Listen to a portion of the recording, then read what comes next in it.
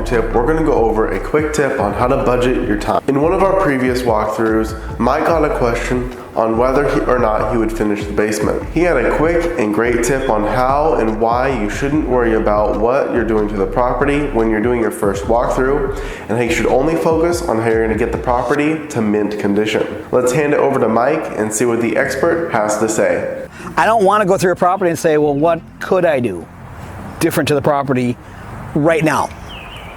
I want to say, as it is, what's it going to take to get it in mint condition, as is, without making any changes or modifications? Because do we know we're going to buy this property yet?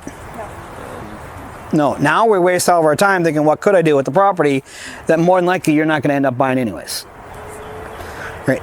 When you get your offers accepted, and that's why you run your numbers to get it in a mint condition as it is, and then you run your comps based on the property as is.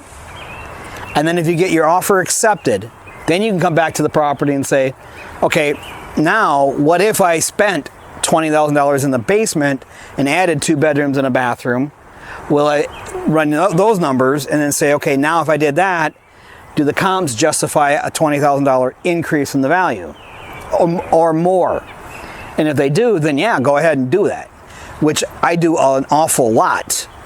But I don't want to do that when I'm first coming through the property to get an idea of whether I want to make an offer on it or not. With a few exceptions, but we're not in one of those types of markets. There's some areas like you get over into Edina, for example. Well, you run comps on stuff in Edina, it doesn't matter because you're probably looking at a 1970 house and its best used value is to tear it down and build a 2-story, 4,000 square foot house. Sure. Right now, that's a totally different scenario when compared to looking at bread and butter things around here where everything's the same. So you also have to know what market you're working in too.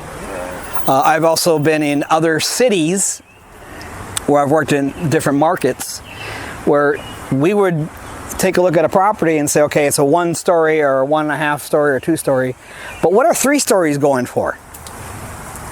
And then we'd say, okay, but I always knew it was $75,000 to add a story.